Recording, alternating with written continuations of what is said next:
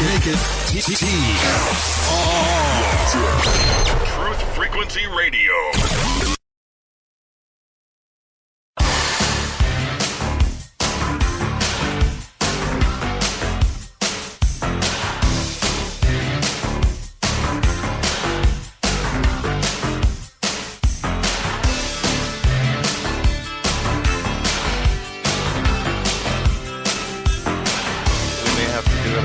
That's fine.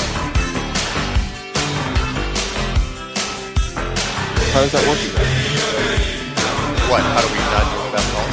No, calls through them. It just pops up a thing on my normal screen. I gotta tell you, man, I love Red Lobster biscuits.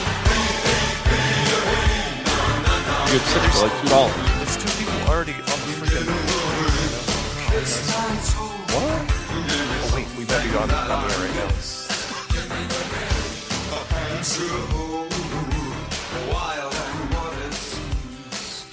Broadcasting straight to you from a giant triangular spaceship currently underwater near the island of Bermuda.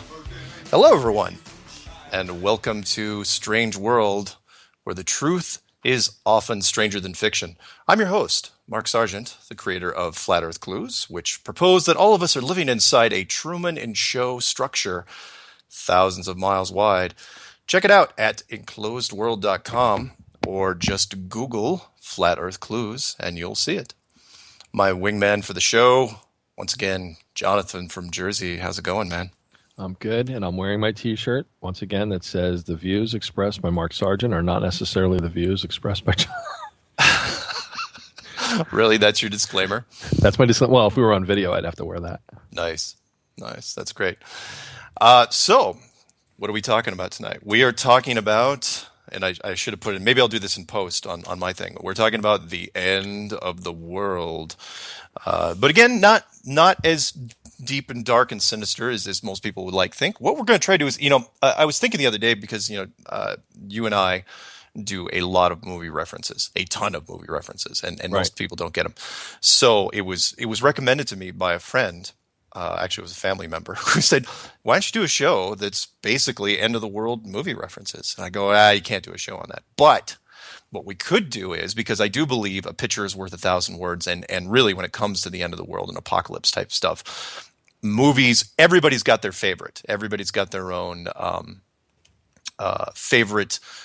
What moves you when it comes to the end of the world? Everyone's got something that rattled their cage. Something that, they watched it, and at the end there's like, holy smokes, I got to get some bottled water and some canned food, and I got to, I got to move to Idaho and live in a cabin, something like that. And so Jonathan and I came up with, and if it works well, tonight we may turn this into a two-parter, where we came up with our favorite end of the world movies. And why, including, we're going to go into some detail on why we thought, what's good, what's not good.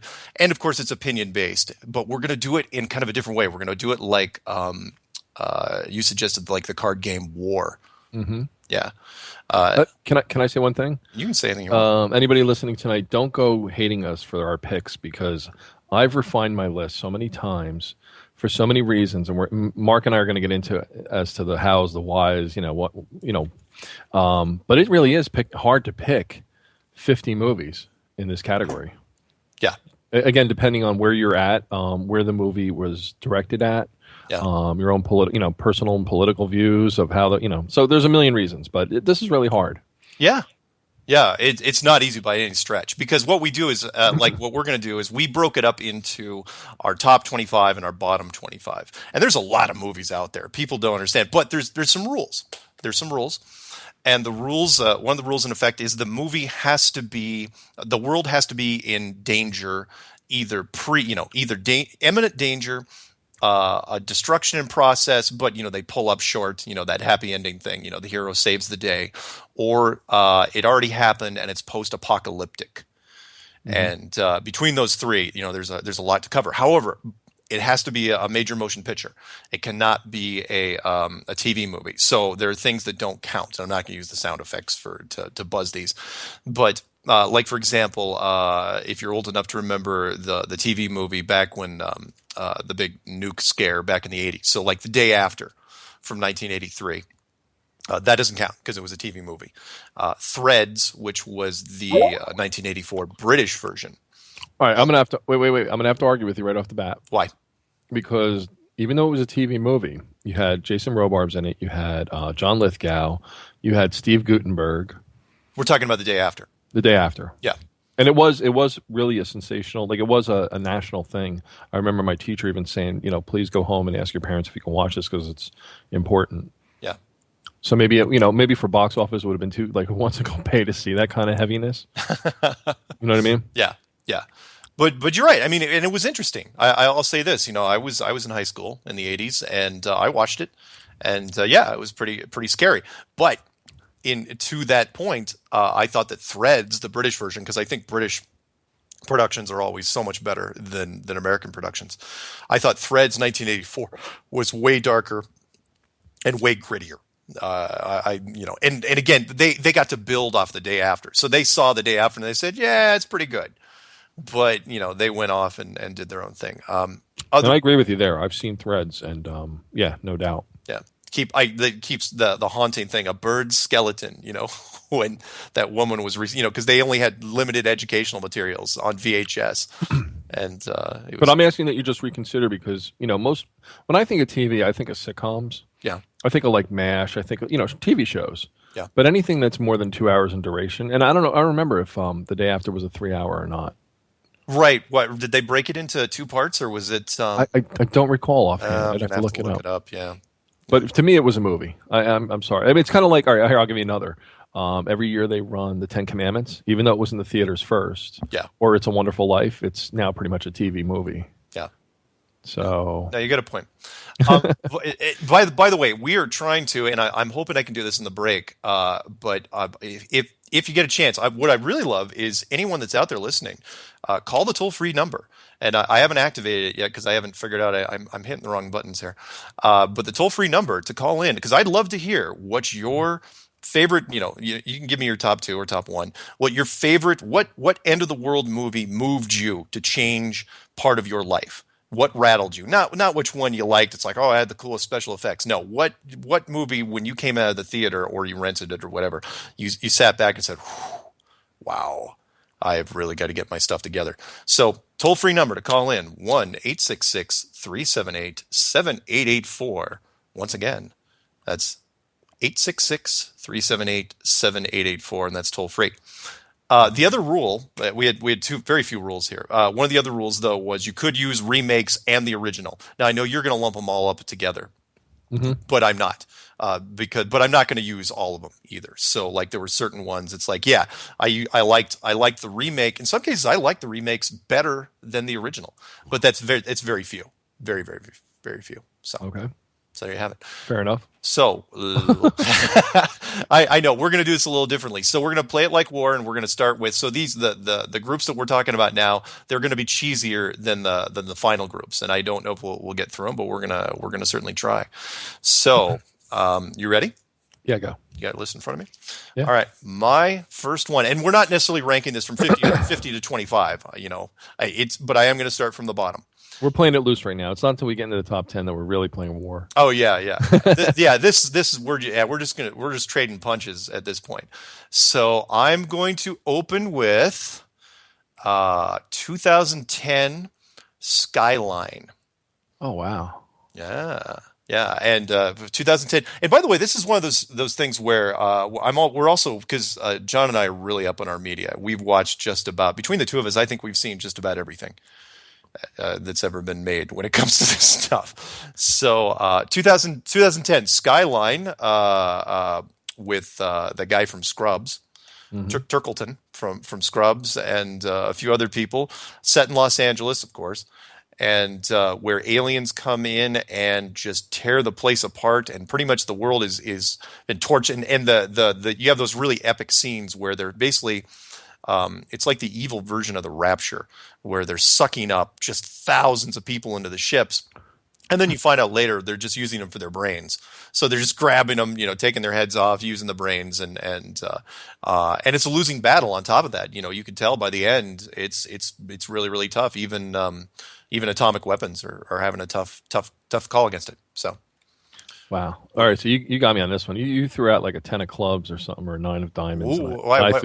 What did you have? I threw out a 3 of spades here. I threw out like The Hitchhiker's Guide to the Galaxy. I went really light. Oh, not bad. Not bad. And that's 2005. I'm going to say the movie year second, only because if you say the year first, you'll be like, when you said 2010, I was like, really? Wait a minute. 2001 A Space Odyssey and 2010, the second part? No. Oh, you're right. So I'll say the year second. Okay, I'll say the year second too. Okay. And Hitchhiker's Guide to the Galaxy. You wanna give me your reason why you liked one? Okay. Well, I guess we can talk spoilers because if you haven't seen these movies by now, that's not my problem. I mean, we got Netflix, you got download torrents. There's no way you can't see these movies by now. Yeah. The world basically gets exploded. I mean, if you don't know the story, they were plowing through putting through a new highway, whatever, and the Earth had to go.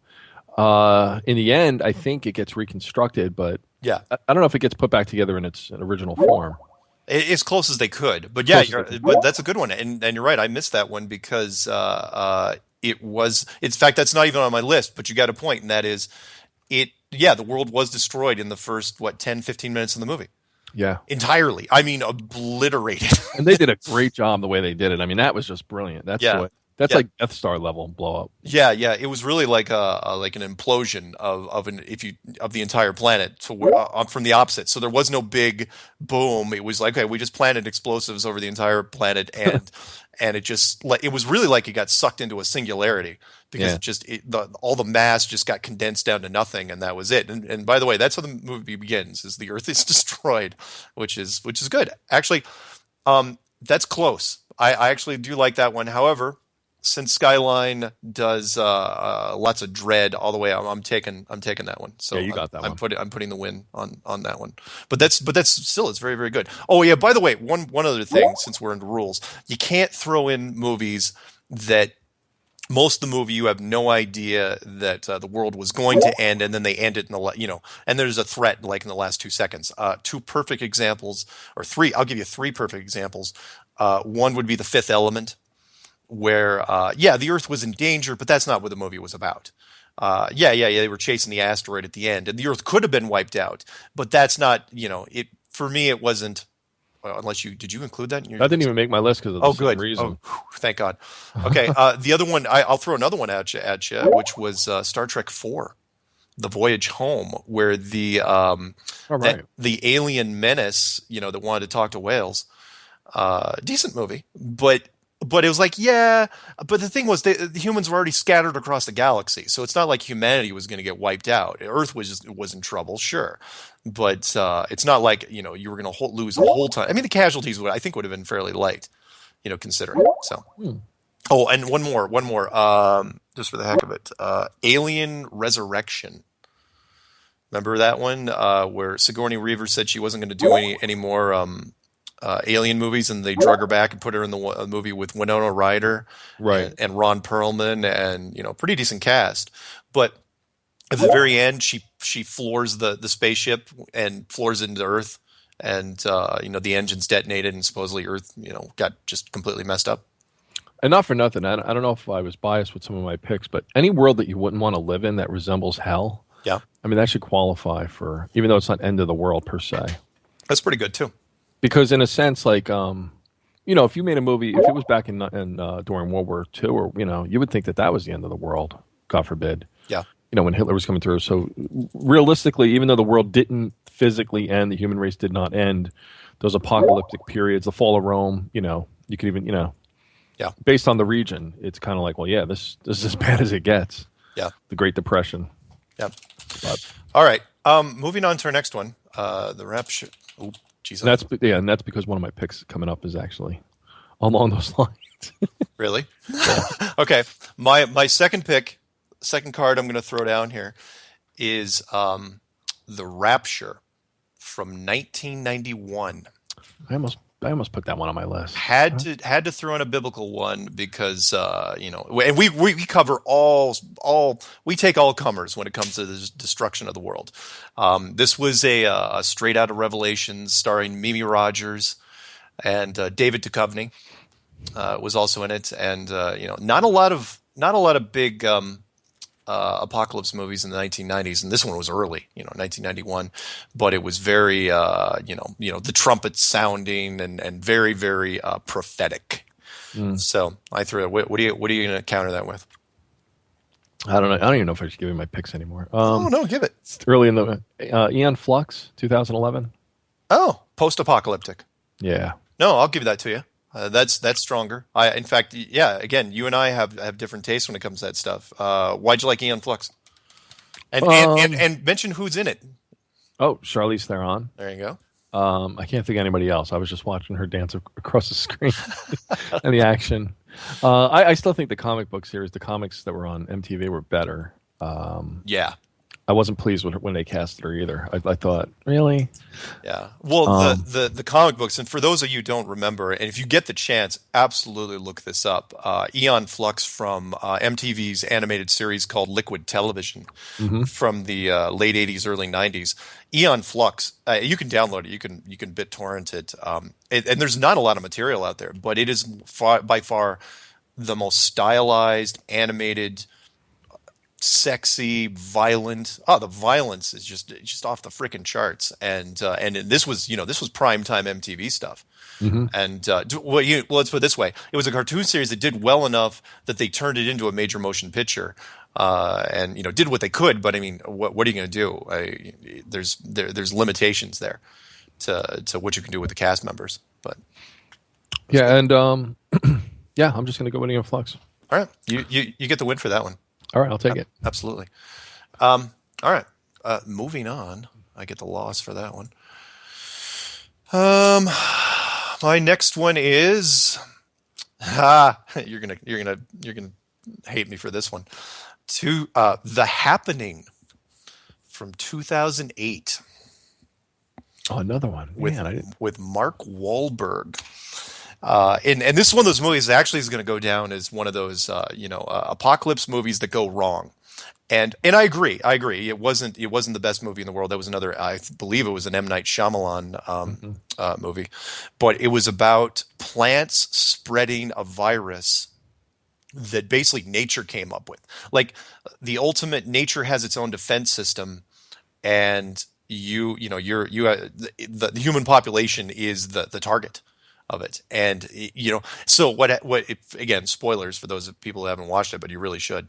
What happens is if you get these spores on you and you can't see them, smell them, taste them, or anything like that, you immediately want to commit suicide. it as quickly as humanly possible. So if you're next to a building, you're jumping off the building. If you're next to traffic, you're walking into traffic. And it was just bizarre in that sense. But so they had to find their way, they had to get as far away from major population centers as they could. And it was interesting. So and I looked at that one 3 or 4 times. I was looking at a list of apocalyptic movies, and I think I was biased because I didn't like the movie. Yeah. I thought if the trees were going to do it or nature was going to do it, it would have done it a long time ago. Especially after we started clear cutting the Amazon. So. Oh, there you go. But I went a little darker than that. I went to A Boy and His Dog, 1976. Ooh, it's a weird movie. Yeah. Who's in it and who'd you like it? I'm trying to think. No, was that Don Johnson? Don Johnson. That was what? Geez, almost 10 years before Miami Vice. Mm-hmm. He was young. That's why I call him The Boy and His Dog. 1976. Very, very few apocalyptic movies. And there were some weird movies out at that time. I mean, you had Westworld and other stuff. So people were, I don't know. Maybe they were just, everybody was coming down from, the drugs of the 60s and they didn't know what to do with themselves. Exactly. Yeah. When you look up online, yeah, excellent point. When you look up online, there's so very few disaster movies. I mean, apocalyptic movies. Yeah. You had Airport and, various spy thrillers, where there was terrorist activities in the 70s, but very few apocalyptic movies. A Boy and His Dog, 1976, and I'm going to mention this one. It's not on my list. I don't know if it's on your list, but so tell me if it is. But 19 Damnation Alley from 1977. No, I didn't put that on there. Yeah. Wow. It was on my list, and I pulled it off because I was like, yeah, it was kind of cool. But again, it was a post-apocalyptic. Let's drive through the desert. I think that was one of the early version of Hollywood does things in pairs, and I think that was it. So, all right, you get that one, Boy and His Dog. Okay. So you get that. Moving on. You ready? The top 10 is where it's going to really. I know. This is hard at this level. Well, it is, but it's kind of fun because you don't know if you have a shot or not. I'm going to go with the quintessential cliche, but I'm going to go with the Tom Cruise version, War of the Worlds, 2005. Wow. Yeah, with Dakota Fanning, I believe, and oh geez, I got to look this up now. 1 second. I'll look up War of the Worlds because there's a decent cast in that. Because Spielberg, Dakota Family, Spielberg produced and I think helped direct. And then you had Tim Robbins was the crazy guy underneath the house. I thought the casting was okay, but it was still kind of a fun movie for me. It's a remake, I know, and that the original is going to place much, much higher. But the special effects were decent, and I thought it was a solid end of the world movie because it was as in the end of the world in progress. Yeah, What's a bird? No, I have that on my list too. At somewhere else. Somewhere else. All right, what are you countering that with then? I put The Stand, 1994, Stephen King. Deadly plague kills most of the world's population. Yeah. What do you think? Yeah. The Stand, Stephen King, excellent book, and based on. Now I'm going to give this to you. I'm going to give you that card on that one, even though technically it was. That's why you mentioned that, isn't it? It was a TV miniseries. But it was decent casting and an outstanding book. Yeah, the translation over to the movie wasn't that great, but for those of you who don't know that particular book, it's fan-freaking-tastic about a bioweapon that the government was developing. Basically raid for humans, only extremely contagious, and it was one of those Murphy's Law situations where everything went wrong. So, the containment at the facility just collapsed and, one guy snuck out, got picked up by a hitchhiker or whatever he did and went on and never, and the world went down really, really, really quickly. So, yeah, that was excellent. And as bad as life may ever get, thank God it won't happen like any of these movies. Well, and by the way, since the show is about truth is stranger than fiction, I will agree and disagree with you there, and I believe firmly that the best movies haven't been made because they can't, because they are truth. And let's delve into the enclosed world situation. That's a good point. You're right. As all these movies we're going to cover, yeah, they're epic. There's a huge body count. In fact, in many cases, there's a total body count. But for me, I think the greatest movie, and we'll talk about this at the end, maybe not today, but maybe the next time around. The best movie that's ever going to be made hasn't been made yet because it's so epic that people couldn't handle it. And for me, that was, it is the enclosed world situation where how do you make that into a movie? It's never been done. As far as I know, it's never been broached. And so for me, yeah, there's a lot of really creative stuff out there and some fantastic movies, but I think still to this day, the truth is stranger than fiction. And the weirder, when the spaceships, I'll throw one more at you. When the spaceships do show up, I think they're going to be even more epic than anything we've seen so far.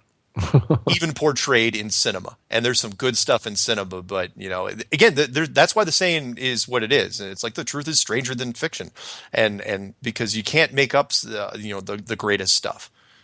in my opinion.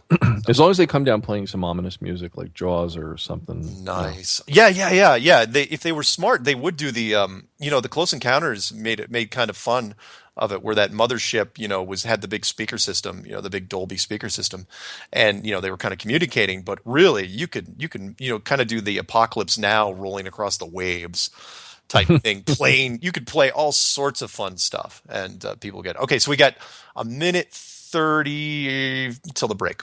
So I'm gonna try to get out one more. You ready? Mm-hmm. Okay.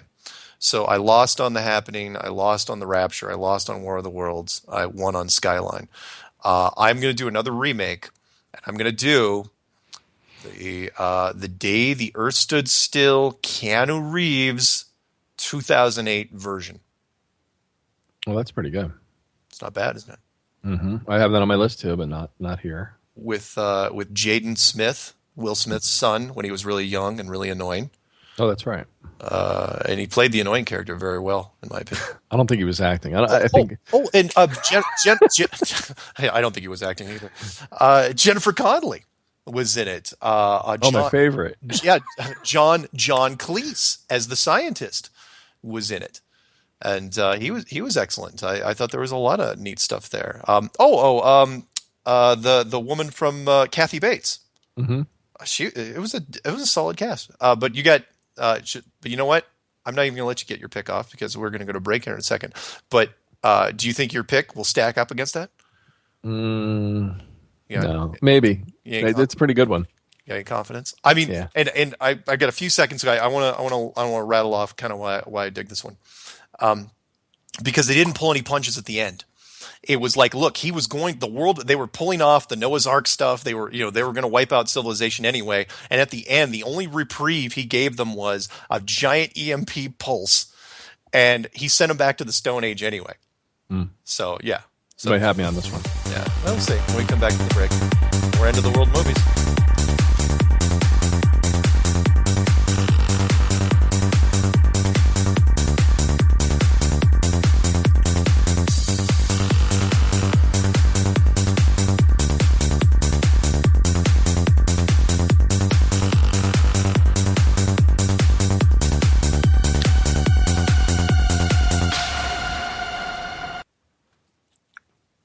Joe Joseph here for Truth Frequency Radio.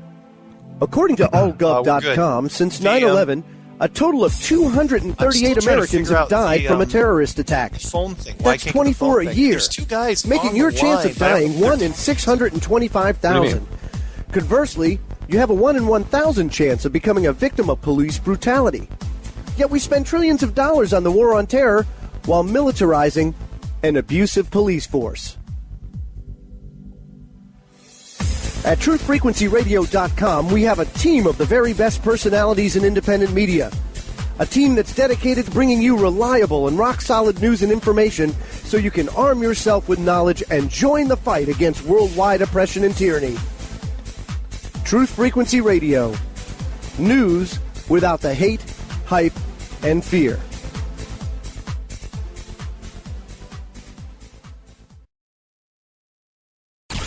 Like a cancer that's silently spreading. Agent for Truth with Joe Bannister. Sundays on Truth Frequency Radio.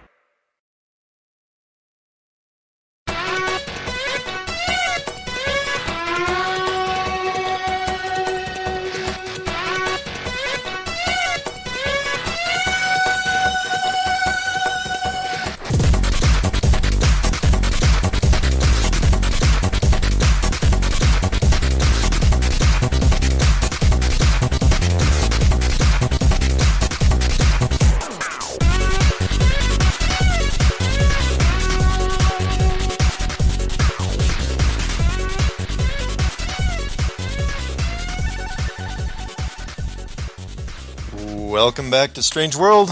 I'm Mark Sargent with Jonathan. We are talking End of the World in film. In fact, we could call this the first annual Truth Frequency End of the World Film Festival, really, at this point. Because But there won't be one next year, don't worry. No, there won't. But that's okay. We are comparing notes on what end of the world movies moved us and why, and we're ranking them and really playing a game of war here and trying to see who won. And so a quick little recap. I've only got one win so far, and I got that with Skyline. Lost with The Happening, lost with The Rapture, lost with War of the Worlds. But will I be able to redeem myself with The Day the Earth Stood Still, the Keanu Reeves 2008 remake? What are you going to counter that with? I'm throwing down Failsafe, 1964. Oh, that's so good. Oh, I hate you for pulling that one out. That's really good. Yeah, Failsafe 1964. What'd you like about it? I'm trying to, because I was born in 72, and I'm trying to place myself at that time, why they made movies like that. Yeah. And sometimes, I believe in predictive programming. Yeah. So I think part of it was to keep people in check. You look back now, there's some people that say that the Cold War was all fabricated anyway. Yeah. And here we were heading into Vietnam shortly after. So yeah, I always look outside the box. I don't just look like, Yeah. It was that was an outstanding movie. For those of you who don't know this one, 1964, probably one of the ultimate Cold War movies. What it was basically saying was there was we always have bombers in the air, and flying around ready to attack Russia, and Russia was going to attack us. And one of the bombers went off course and went past the line and went past the failsafe point and bombed a Russian city or a Russian nuclear base or whatever it was.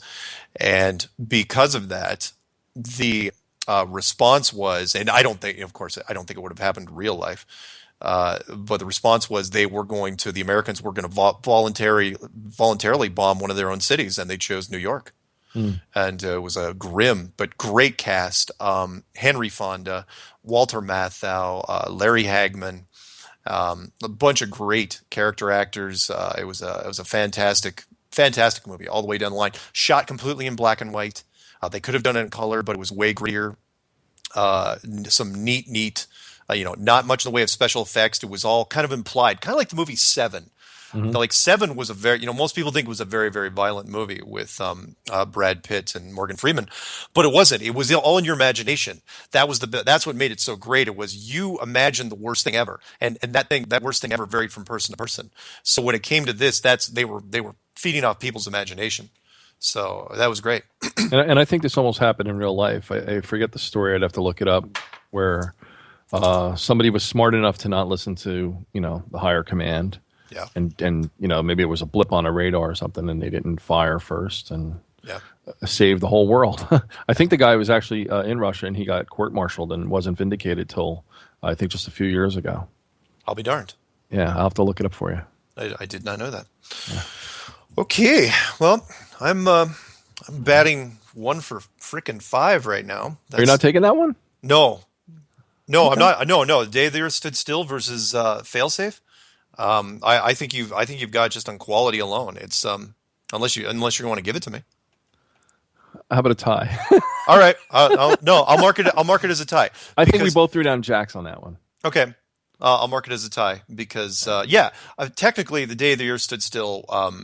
Even though they didn't really show it much at the end, again, where Keanu Reeves and his alien buddies, you had a choice. It was either, the world is going to get wiped out through a giant swarm of nanotechnology, which is basically just going to consume everything on the planet that's our civilization. Or at the end, really, was it that much better when a worldwide EMP blast sunk everybody into the Stone Age, and what happens after that. At that point, that's my Empty Shelves series, where everybody's just at each other's throats. So, By the way, I found that gentleman's name. His name is Stanislav Petrov, and it was in 1983 the incident occurred. It was a nuclear false alarm incident. Oh.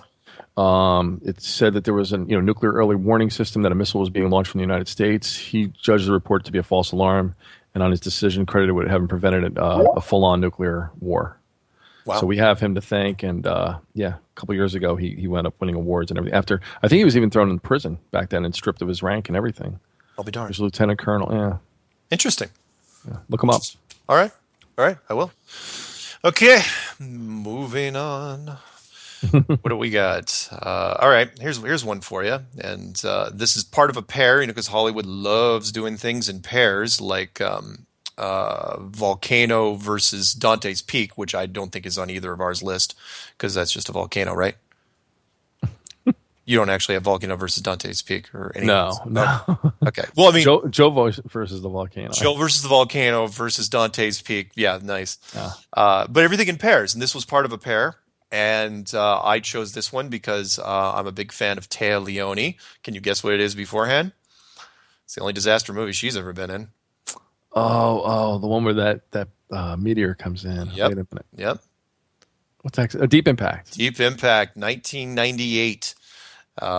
Decent. The flip side of that we won't talk about yet because it may be on your list. Oh wait, I have it on my list. Here it is. Wait. Okay, Deep go ahead. Impact. Yeah. Oh, okay, cool. Yeah, Deep Impact, 1988. It's a great little movie, and Robert Duvall was in it as the aging astronaut that was going to try to save the world from blowing. The premise is, of course, the big asteroid is headed towards Earth, and they're going to send off. Morgan Freeman was the president. Very very foretelling for 1998, and they sent off a mission. So it was a two-part story. One was, and they let everybody know. That was why I liked it. That's why it made, it didn't make my top 25, but it definitely made my bottom 25 because they told everybody. Morgan Freeman goes on, and he's one of the only guys that can pull it off. He goes on television and says, we have a year. We're going to, until this asteroid gets here, we're going to try to stop it. Nobody should loot. Nobody should run into the street screaming. And that was, and it was like, oh, okay. So that's what everybody did. There was no price gouging. Oh, who was the romance, Frodo? Who's Frodo Baggins? Frodo Baggins. What's the actor that plays Frodo? Oh my God. Crap. He's gonna hang on. Oh, well, my head wasn't even spinning in that direction. I'm picturing the movie. He's in it though. Lord of the Rings. Hang on. It's oh geez, and everyone at home is yelling. I was just going to say, by the way, I would vote for Morgan Freeman over Obama or anybody else. He just seems like he would be that calm, and he would just talk to the audience. Yeah. I don't think our government could be that cool under pressure. They would still be trying to hide it under national security. Yeah. Exactly. You're not going to tell everybody. Right. You're not going to tell everybody, but that's what they did. It's like, okay, we're going to tell everybody because they wanted to make it. That was the big world drama.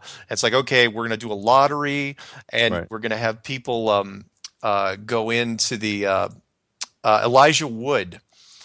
By the way, that's Elijah Wood.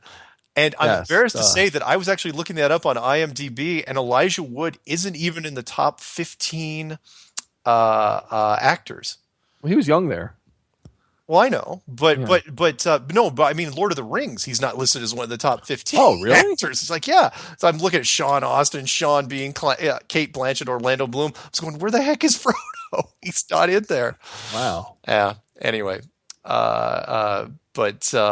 anyway, so, they told everybody, and it was going to be a great, a great ending. And but what the other part I liked about it was they only pulled up halfway, and that was the astronauts sort of blew up part of the asteroid, but a big chunk still hit the North Atlantic and wiped out massive seaboards all over the place, and it was a big disaster spectacle. But I dug it. So anyway, what are you countering that? No, you beat me on that one. I put Last Night, 2000. Was that 1998? Last Night. Yeah. All right, who's in that? This one's Don. Well, I don't know if we know any of these, but Don McKellar, Sandra Oh, and now I'm thinking, did I even list the right movie? The right movie? Yeah. No, this is right. How to face the end, come together as the world is expected to end in 6 hours at the turn of the century. Yeah. 1980. How did I miss this? This. How did you catch this? I saw it a long time ago. Like around 98, 99. And I was just going through the list. I was like, yeah, I've seen this, but I vaguely remember it. I just remember seeing it. Well, there you go. There's. I mean, I think I could have sworn I absorbed all media, and in this case, I'm going to have to actually download this one. Last Night, 1998, made the same year, coincidentally, as Deep Impact. So, wow. Yeah, and I wonder if some of those movies too came out because it was coming up on Y2K, year 2000, and so it was on Yeah. everybody's mind that the world was going to end Yeah. on some magical, mythical number. Yeah. Oh no, You know. I was totally ready. Part of my prepping thing, when we did the empty shelves thing. And by the way, again, if anyone wants a free prepper guide, feel free to email me at msargent23@comcast.net. I will send you the PDF for free. But part of the reason I was even into prepping was because of Y2K. Absolutely, was into that. Mostly because I was in the tech industry and there was a lot of real buzz going around about there could be some weird stuff happening. And I remember going a little tangent here. I remember going to an Apple users group meeting. I know that sounds super nerdy, but I was. I used to go to bug meetings. There you go. I used to go to every month. And mine was up at NCAR. And I know people are going, oh my God, he went to meetings at NCAR. He's got to be, part of it. It's like, well, okay, fine. We went 50 stories down in the NCAR facility. And yes, we were talking about, but no, it was weird because it was, a Mac users group meeting up there. And we were interrupted during a meeting in 98 by government, suits and sunglasses that came in and said, look, we'd like to hire people, for like a 2-year contract, pay, a decent wage. And to help fix Y2K bugs. Mm-hmm. And most of the people in that room said no, but that's because Macintosh people are even worse. About your conspiracy people don't like government anyway, but your Macintosh people really don't like government. So you combine those two, it's like nobody raised their hand, nobody chased them out the door. It was like so they just came in to make their presence known. And of course, as we know, Y2K came and fizzled out. Nothing happened. So, but I'll say this: like watching this movie back then and then seeing it now, it's amazing how far we've come in the past. God, that was 17 years ago. Yeah. In terms of other movies we've seen, CGI, technology, false alarms like year 2000 and then year 2012 with the Mayan calendar. Yeah. So to watch this then and watch it now would have a little bit different effect emotionally on us. Yeah. Because here it was, like I said, a movie that 6 hours before the world's gonna end at midnight, and what goes on in that period. But no, I'm totally downloading this. That's fantastic. I think you'll enjoy it a lot. Yeah, you'll have to send me the list. And by the way, if anyone wants, again, email me at msargent23@comcast.net. I'll send you my list. But I'm not going to send you the list for next week because that's a surprise. Yeah, we haven't talked to each other about it, so this is really a surprise. Yeah, we have not. We actually deliberately, I said, look, list what we're going to do, and I don't want to know yours, and you're not going to know mine. And so far, you've proven me right because there's a movie now that I cannot believe slipped past. Was it in the theaters? Did you watch it on DVD or something? No, I think I stole cable back then too. Oh, okay. I don't care. It's past the 7-year statute of limitations. There you go. I'll say it. There you go. Okay, so I get the win on that one. So I'm gaining a little ground here. All right. My next one, though, we'll see what you think of it, and that is Seeking a Friend for the End of the World, 2012. Steve Carell, Keira Knightley, some others, but it was I thought it was a decent flick. Again, it was supposed to be a comedy, and I won't tell you because there's actually a darker version of that that's higher on my list. But this one was okay. We tell the people again, meteor's coming, can't stop it. It's really kind of a takeoff of Deep Impact, where they said, "Oh yeah, there's a meteor coming. There's nothing we can do." And what was it, like 2 weeks, 3 weeks, something like that? Mm-hmm. And and what the population does in those 3 weeks. What do you do if you it's the old question: if you only had 2 weeks left to live, what would you do with your life? And multiply that by America. And the party scene was great because self-abuse is an option. I mean, I wouldn't have. Yeah, what? No, go ahead. The Frenzies restaurant? Even the party that they had, the house, and Yeah. But the restaurant scene, and then. Oh, right, the party, the bucket list party. Yeah, because I know I wouldn't do anything that you could be karmically indebted to at the last minute. Like, say you had a pretty good record, or you're just kind of like you don't know if you're breaking, what side of the fence you're gonna fall on. Am I going to hell or heaven, and how close am I? Yeah. But Self-inflicted damage? Oh, I would do a lot of it. I do some crazy stuff to myself. Yeah, you're completely right. I forgot about the party, the bucket list party, because it's like anyone you want to have sex with, you could have sex with. That. Yeah, any drugs you wanted to try. Hey, even the kids were drinking, right? They're like 12 years old. Yeah, it's like scotch and bourbon. And Fred brought heroin, and it's like, of course, yeah. Why wouldn't you do drugs, right? And do a lot of them. But yeah, it kicked it. I loved the other stuff, the ridiculous stuff, the people in the routines that would never break them, like the ladies that were having garage sales on their lawn, or the guys who kept going to work, that kept showing up. The fact that Steve Carell was still answering insurance calls, and he was saying, no, that doesn't count, and that doesn't count. And that my favorite line, where there's so few people left in the office, the boss is trying to dole out positions, right? It's like, does anybody want to be CFO? It's like, oh my God. Oh man. It was so ridiculous. But anyway, yeah, I dug it, and I thought the performances were good, and I thought the ending was kind of sweet. So that was what are you going up against that with? Again, no, you definitely have this one. Oh, good. Maybe. Yeah, no, because you said "End of the World." That's "End of the World." It wasn't. Well, it's in the title. Yeah, there's not that many. I threw down "Rollover," 1981. Jesus, how did you? Now I got to look that one up. That's about economic collapse. Oh, right, Rollover. Wait, is there a space in there? Rollover? No, one word. 1981. Mm-hmm. And that's there it is. Found it. You got it quicker than me? Okay. Rollover. An Arab oil organization devises a plan to wreck the world economy in order to cause anarchy and chaos. There was a scene though you really liked in that, right? Oh yeah, the traders on the stock market floor and all that. They're at the one brokerage house, and the stuff is just in meltdown. And the guy running the place gives them a great speech about what to do, but nobody's really prepared for it psychologically. And finally, the woman comes up to him and says, "Sir," she's like, "gold just hit 2,000. The price of oil is this and that." And he looks at her and he says, "You know what? By 4:00 today, that'll be a bargain." And then he gets on the phone. He tells his wife, "Here's what I want you to do: go to the bank, take out all the money, pack a suitcase, and get to your mother's." And you see this look of just dread because it basically the whole world would be impacted by it. Again, a missile doesn't need to necessarily be fired in that instance. Yeah. And you're not really left knowing what was going to happen afterwards. So it's not as apocalyptic as yours, where it's definitive end. But no, it's still good, and it's not a weak choice. And again, another one that I'm going to have to. I remember you mentioned that to me about a week ago, and I said I'm going to download it, and I have not been able to find it. Yeah. I know.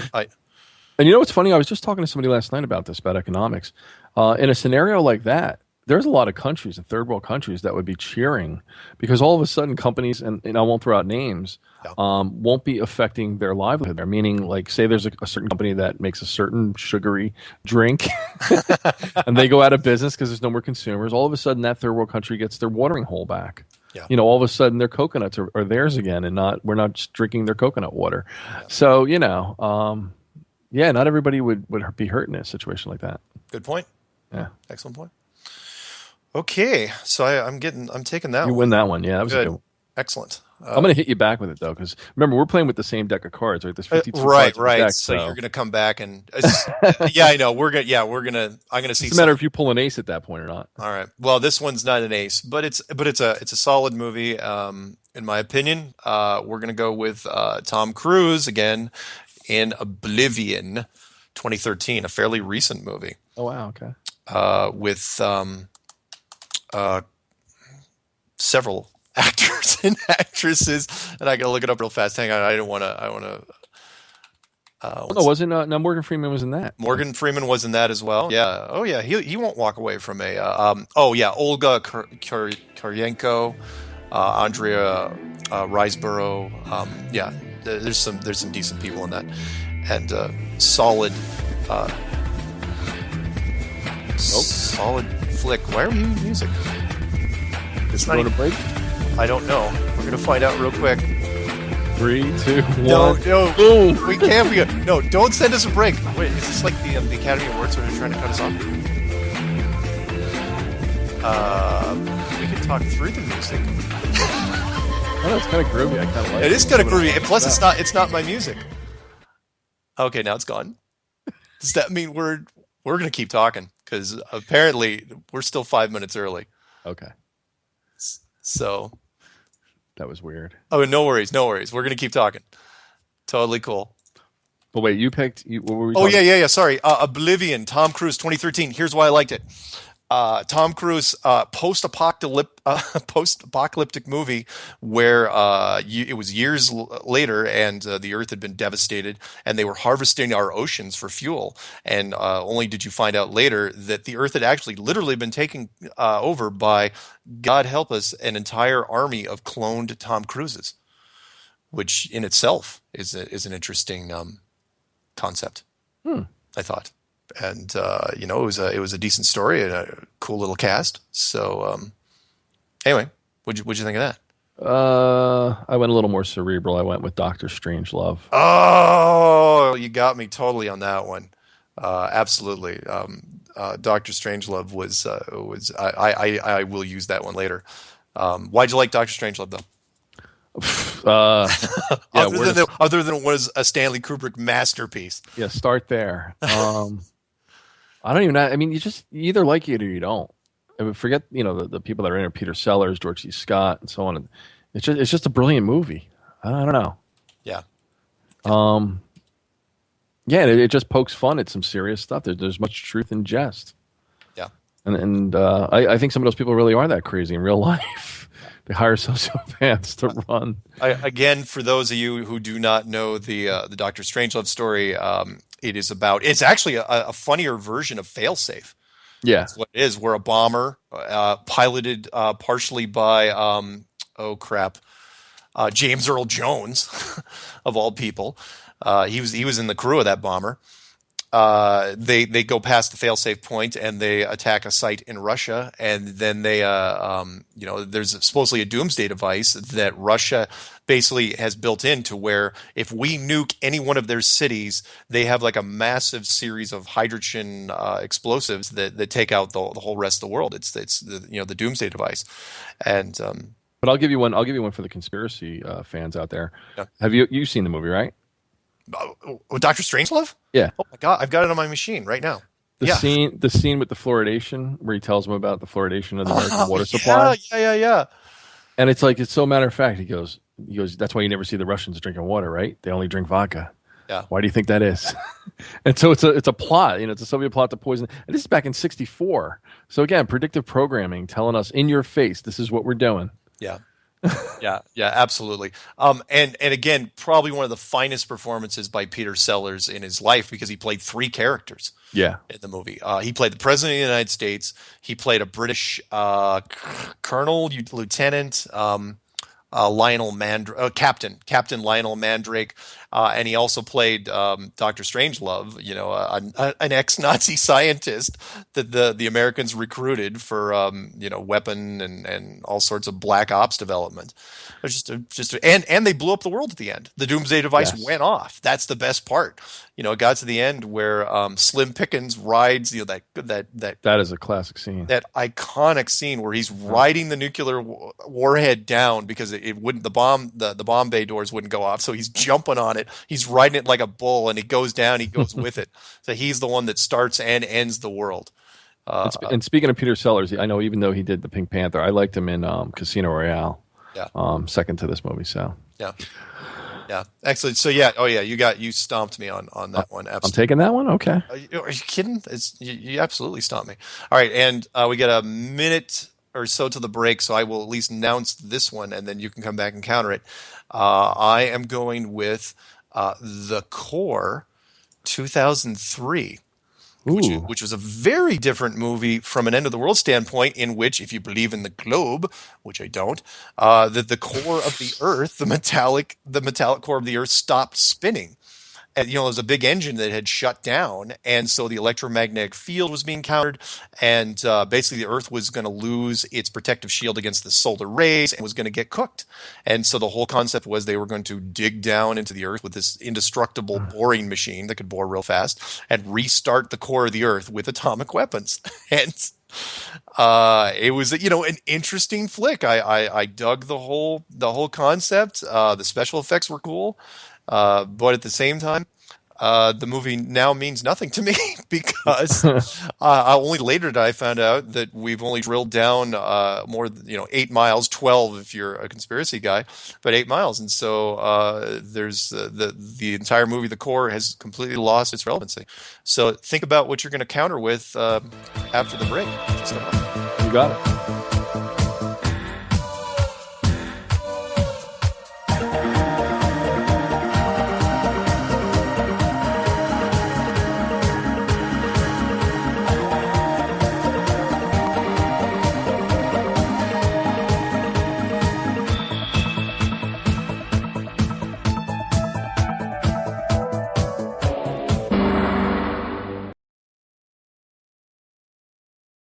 You are now tuned into the truth frequency. We are TFR. TFR. Truth Frequency Radio.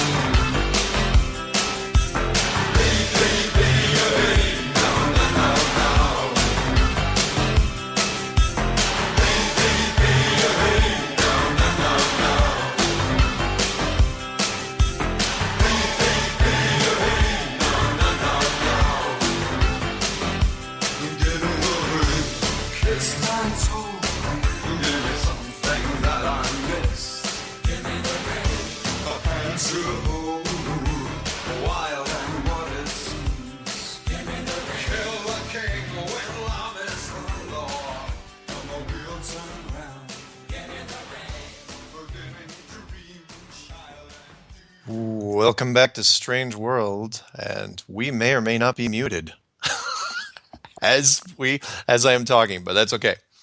We're going to keep going. I'm your host, Mark Sargent, with Jonathan. We are talking about the end of the world in film, and we've been going at it pretty heavy as far as going back and forth. Who's got the best end of the world films? And we're still in our bottom 25, but you are currently ahead. I'm not keeping score. I'm having fun with this. Oh, good. Excellent. Where we left off was my card I laid on the table was 2003, The Core 2003, and decent cast, and in my opinion fairly original, because you don't see a lot of movies where it's the Earth's core stops spinning, and everything gets self-destructed. Basically, we kill ourselves. And you find out later, little spoiler, that the government had something to do with the core spinning in the first place. They had devised a weapon supposedly to shoot through the Earth and cause disruptions on the other side. So, Aaron Eckhart was the lead in that. Right. Yeah, I was thinking of Tom Jane, but no, Aaron Eckhart. Thomas Jane. Yeah. I was thinking that too. Because they have that similar style to them. So, what are you countering that with? All right, I'm going to start by saying I think we're at a tie on this one, only because the end of the core, everybody lives. Right, even though some people died off. Yeah, that's true. So it was limited destruction. There were some earthquakes and things that happened leading up to it. Yeah. Right. I threw down Night of the Comet, 1984. Oh, wow. That's a rare 1980. Yeah, it probably is a tie. And the thing about that is it was localized. You don't know if it just affected a city or maybe just an area of the United States or where, but it was a limited strike kind of thing, so people lived at the end. Excellent point. Yeah, Comet wipes out most of life on Earth, leaving 2 Valley girls to fight the evil types who survive. And believe me, I was there, folks. You want to sum up of the 80s? That's pretty much it. Yeah, right there. In fact, go ahead. I was going to say Catherine Mary Stewart. She was cute back in the day, but I think the only other movie she did was The Last Starfighter, which, again, I love that movie. That's a whole nother topic. Oh, yeah, that's a whole nother thing. Catherine Mary Stewart, absolutely right. Yeah. Yeah. Outside of that, I can't remember anything else. Wow. Okay, yeah, I'll give you a tie on that one because, neither... again, the core was decent, but it lost a lot of meaning for me. But Night of the Comet... Yeah. You don't see that a lot on cable rotation. Yeah, no. But that's okay. That's totally fine. The next one I picked, and I know you probably picked this later because and you can tell me why, but I'm gonna take it. And I put it down the bottom 25 because again I love my top 25. Was Terminator 3, Rise of the Machines. And the reason people say, "Why didn't you pick Terminator 2, 1 or 2?" That's technically post-apocalyptic. That's not true. Actually, the first Terminator movies were really like Back to the Future, more than anything. Back to the Future with Michael J. Fox in the 1980s. Terminator 1, which was in 1984, and Terminator 2 which took a long time. 1992, but it was still people visiting from a post-apocalyptic world in our current civilization.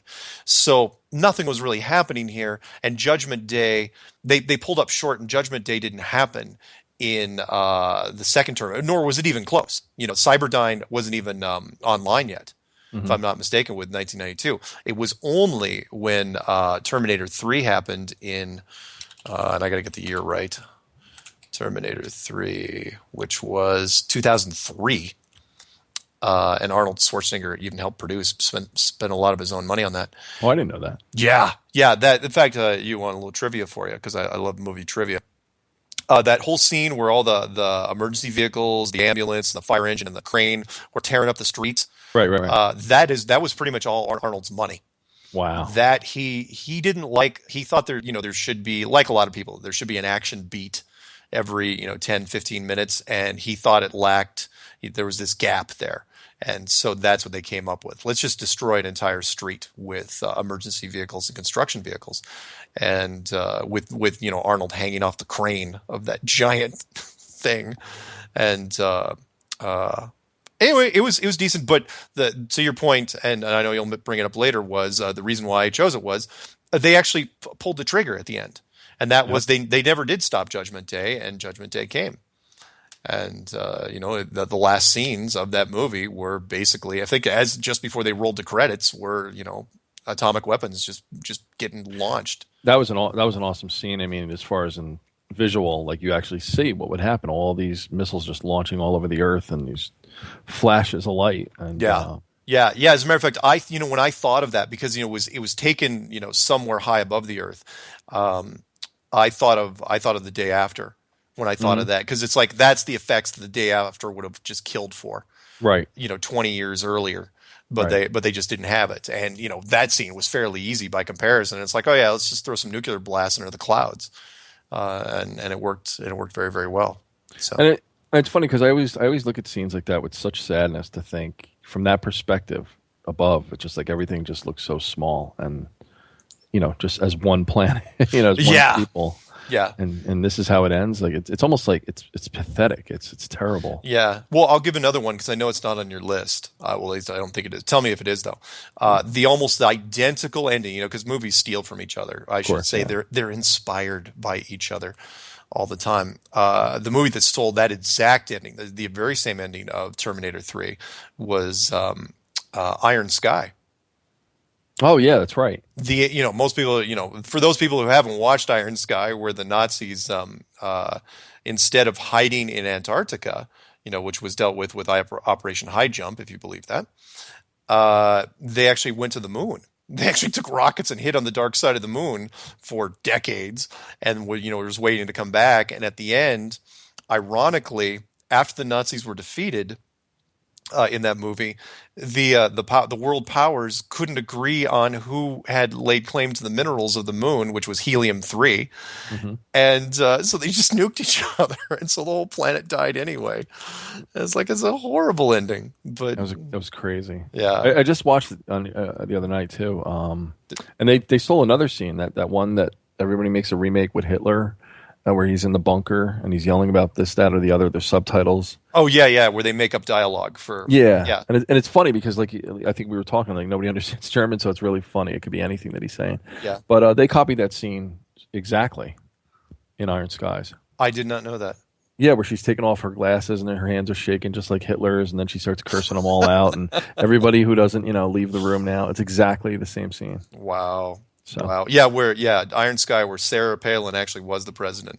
yeah. And what was the oh yeah, by the way, on a quick little side note, if anyone has not checked out, because I can't remember who made it, I can't do them justice, but look up on YouTube Flat Earth Hitler, and you will see the Flat Earth rendition of what was the original movie? Was that Inglourious Bastards? No, the original movie I think was made for HBO.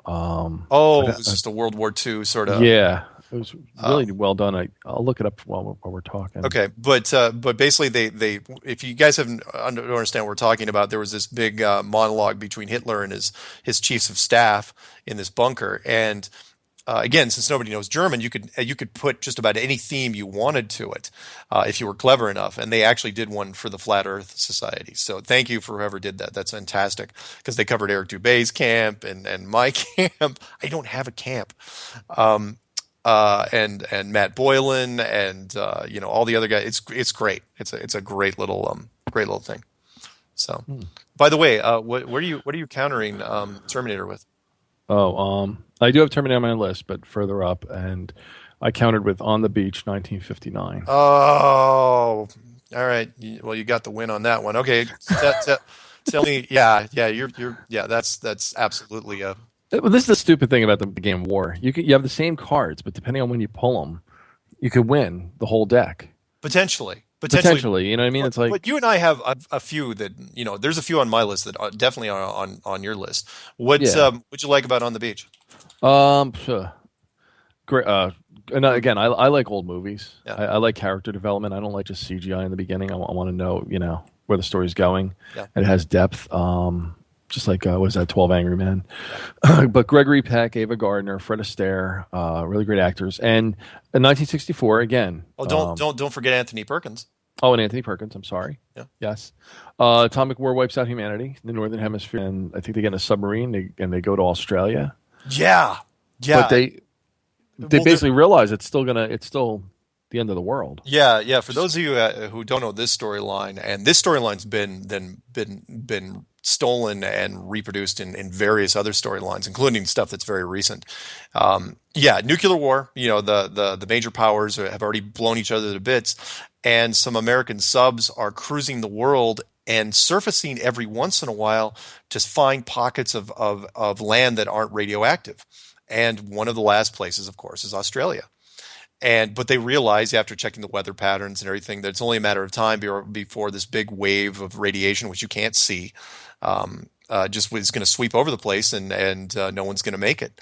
And it's this, for 1959, it's really groundbreaking.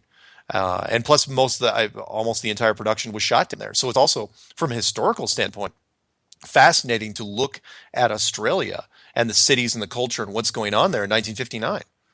It's a weird Australia. I've always considered it a weird parallel universe compared to ours. Because everyone speaks English, but it's just a little different. So anyway, you absolutely got that one. There's no question on that. All right, you got me. Let's see. What's the next one I'm going to do? I'm going to throw you with this one. You want a curveball? Yes, please. I got a curveball for you. Ready? Matthew McConaughey with his shirt off. I know that doesn't limit it down much.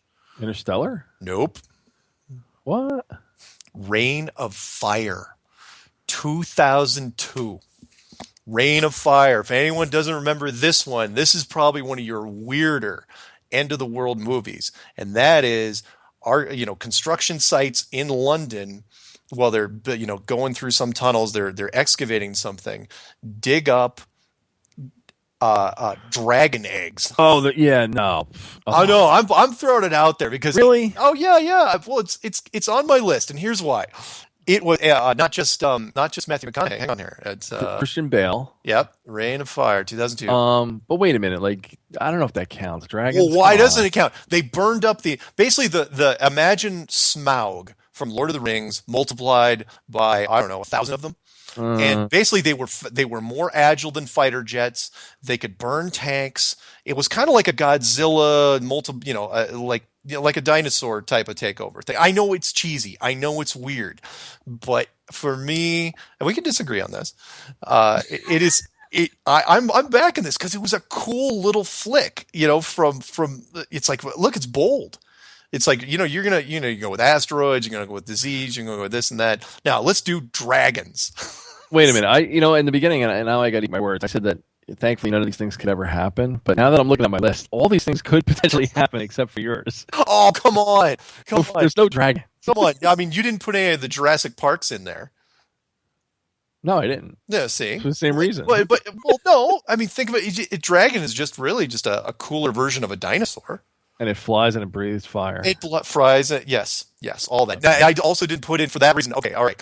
I have my limits though. Like I didn't put in the latest Godzilla, which I thought was way more credible because those giant things were just ripping up the cities, and it seemed like they weren't going to be stopped. But dragons. Okay, I see a hard question on there, Mark. Do you believe in God? Because you got a better chance of seeing God before you see a dragon. No. Oh, wow. Anyway, no. No. It's cool. And you're right. I know it's that's why I threw it in there. I said it was the two hearts has to be played in the game anyway. So yeah, I had to throw it in there. I'm sorry. I was a fan of those crews that were Matthew McConaughey's dragon hunting crew that was going around and the helicopter thing and where they're doing the halo jumps to try to snag these things. That's going on. Again, it was bold. Hey, it made it in the theaters. I think it turned a profit. I won this one. I could throw a 3 out and win this one. All right. What do you got? Silent Running, 1972. Future where the flora on Earth is extinct, right? And then they have to transport the last of Earth's botany in space on a greenhouse. Silent Running. Bruce Dern. Bruce Dern. You're right. I think he was. I think he was almost nominated for that. Oh, really? Yeah, because he was excellent in that. Yeah, that was one of those weird because the special effects in 1972 were just not there yet. The early 70s it was a stretch, but it was you're right. In a future where all flora is extinct on Earth, an astronaut is given orders to destroy the last of Earth's botany, kept in a greenhouse aboard a spacecraft. Yeah. And I think he kills all his fellow members because he realizes the importance of the plants instead. I mean, he was kind of in his head by that point, right? Yeah. He was kind of going crazy. Yeah, no, that's an excellent. I didn't even. I probably should have read the plot notes on that one because it was post-apocalyptic. Now I do have a 70s movie in my list. I think I've got one, but it's up a lot higher, and I'm hoping I pull it out. But yeah. Yeah, I think I have a feeling you're going to hit me hard on the top 25 because I'm throwing out some good ones now. Oh no, well, you are, but it's that was an excellent choice. Yeah. Okay. Do I recommend it to a lot of people? It's tough because it did not age well. Right. The robots are super cheesy. The spacecrafts, it's 1972 spacecraft. You got to remember, Star Wars was still 5 years away, so it was they had not, and it was still considered state of the art. Mm-hmm. It made a lot of money. So, all right. Moving on. Okay. Yeah, here's another curve. Oh, you're going to hate me. You're going to hate me for bringing this one up. Go ahead. You ready? John Travolta. Oh, boy. No, don't even. I'm going to say it. I'm going to say it. It's one of the worst. It's considered one of the worst reviewed science fiction apocalypse movies in history. And I used to get knocked for loving Ishtar, and Ishtar just got released on Blu-ray. But go ahead. The fact that you brought that up to me makes me think lesser of you as a person. I met Dustin Hoffman, and I stood up and thanked him personally in for LA Ishtar? a year or two. Yeah, I'll tell you about it later. Wow. Okay. Yeah. Or don't tell me about it. Wow. Okay. Well, you know what movie I'm talking about, though. Written by the guy who created Scientology. Considered you look it up, it's considered one of the worst movies of all time. However, from an apocalypse standpoint, it's pretty thorough. They broke it down, and that is Battlefield Earth 2000. Mm-hmm. And I know you're already hating me. No, it's all good. You're hating me for bringing it into this house of worship. I know. but you got to, Barry Pepper, Forrest Whitaker, Michael Byrne, isn't it? Yeah. I know I'm not helping the cause here. I got to be honest with you though. Yeah. I think the plot is actually more plausible than not. Yeah. And for people who haven't watched it, because again, it is one of the worst science fiction movies of all time. I don't think it made a freaking dime. I'm pretty sure it lost money. It's about a race of, geez, a race of giants, sort of like a Nephilim, a high-tech race. Anunnaki. Yeah, an Anunnaki they got to be at least 8 feet tall because they're wearing giant boots and, to make them taller. They roll over the planet. You don't even see that part really. They just roll over the planet and decimate the world, kill off most of the population, enslave the rest. And they do this to a lot of planets. And that they're a race of conquerors, and the whole movie is about how Barry Pepper and his group, tries to rebel against these overlords that have taken over and pretty much wiped out the Earth. And yeah, there was a lot of plot holes, and the writing wasn't very good, and even the special effects weren't that good. But from a plot standpoint, I'm looking at it, I was going, that's possible. I've seen worse. I think you'd pick that over dragons, wouldn't you? Well, just I'm glad I'm not hanging out with you, and it's like double movie night at Mark's house. It's numbers 40 and 39. We get to those on the list. This is like videos at Blockbuster that like go directly to the $1 or less shelf, like specials. But whatever. Well, no, I know. Or brand new copies never open that you see at Walmart. Even the IMDb, I should pull up Rotten Tomatoes. Even the IMDb rating is 2.4, and they're fairly kind. And people, but I gotta say that it also caught a lot of flack because of the Scientology thing. The fact that his stamp was on it. Sometimes you'll get that movie where whoever produced it, if there's something going on in the background, they automatically, you lose points just for being associated with it. Anyway, what are you going to stop? I know you're going to win. I'm just mad now because I'm wasting like a king or a queen on again against a 2. Well, no, pull something. You can swap if you want. My deck is set. I don't know what's going to come up. Right? All right. Just like war. All right. Okay. This one will be overkill. This will be the most decisive win of the night. It's overkill. All right. When Worlds Collide, 1951. Oh my God! Why would you put that in the bottom 25? How could you? You're right. That's the most lopsided thing in there. Yeah. Not only you should almost get two for that, especially with what I'm going to pull off next. Well, no, because. How many people seen the 1951 version? Oh, you're right, and I have to mention this. 1950. Hang on, When Worlds Collide. Worlds Collide, 1951. One of the finest, I've got that too, but it's in the top 25. Okay. Absolutely. In fact, I had to download When Worlds Collide, 1951. It was one of the few movies that I knew of that I never watched entirely. And for those of you who have not seen it, American film. Way ahead of its time, extremely ahead of its time. And the plot is a new star and planet hurtle towards a doomed Earth. A small group of survivalists frantically work to complete the rocket, which will take them to their new home. But that doesn't even begin to scratch the surface. Really, it is. You could slap whatever planet name they had, and I can't remember off the top of my head. Mm-hmm. You could exchange that name with the word Nibiru. Right now. Exactly. That movie would make absolute perfect sense. You wouldn't have to change anything else because that's what the whole point was. It's like, look, there's a giant planet with a sun coming our way with an orbiting planet, and the orbiting planet's going to hit us. And you've got to, how are we going to survive this? And so some government groups with some private investors built this giant rocket ship. And remember, this is 51. NASA wasn't even formed until 1958. So they had to make up special effects on the fly. And so they didn't even have a rocket going straight up. It was a plane climbing up a steep ramp, like a roller coaster ramp, and taking off.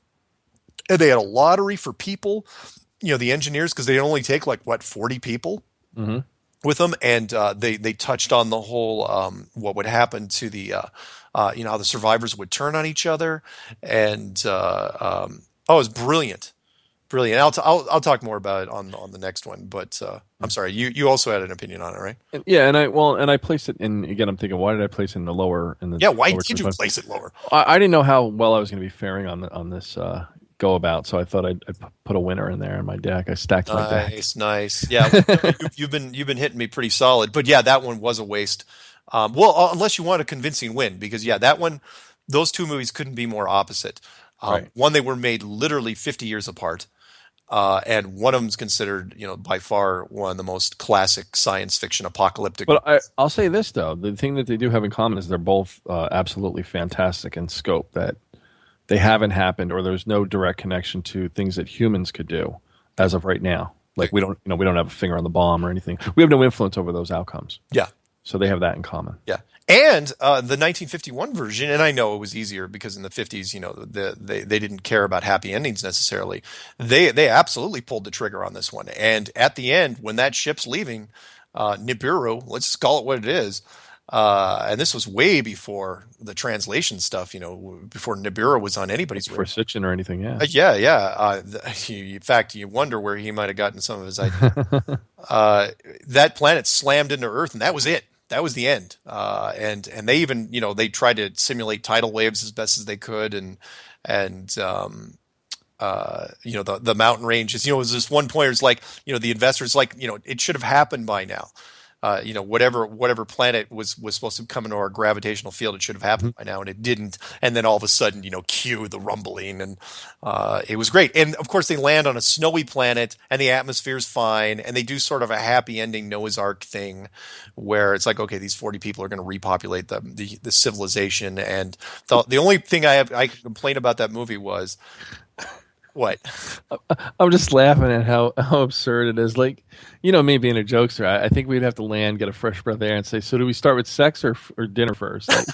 Like, doesn't matter because 9 months out. Yeah. The only thing I have, 10 seconds till the break, was the cheesy animation at the end. It was like they were panning. Honestly, I thought Disney did the last scene. It was just drawn, and I was going, wow, really? But anyway, we'll be back with more End of the World in film. Stay tuned.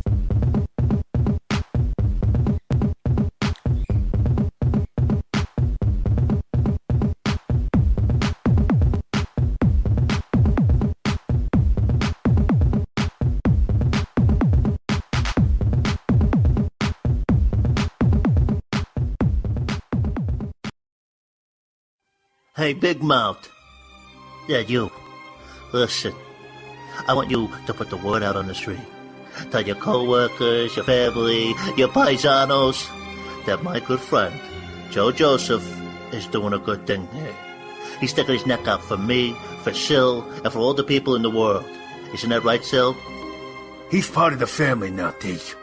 That's what I thought. So tune into him right here on Freedom Link, Monday to Friday, exclusively on the Truth Frequency Radio. Yeah, they're watching you. Big deal. They're watching me, too. They're watching everybody. So grow some cojones and give them something to watch and listen to. Make them earn it. Give them paperwork until they choke. That's right. I know you won't let me down. So you're going to put the word out about my good friend, Joe Joseph, right? Good. Now do me a favor and get out of here.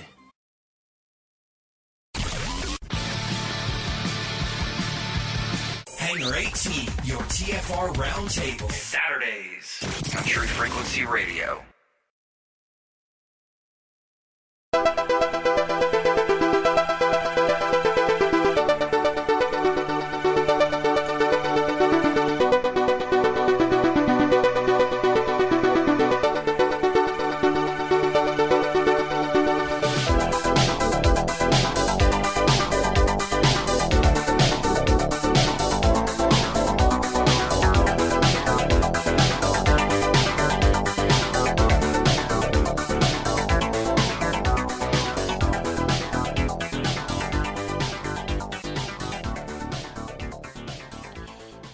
Welcome back to Strange World, where the truth is often stranger than fiction. I'm Mark Sargent with my partner in crime, Jonathan. We're talking disasters, world-ending disasters in film.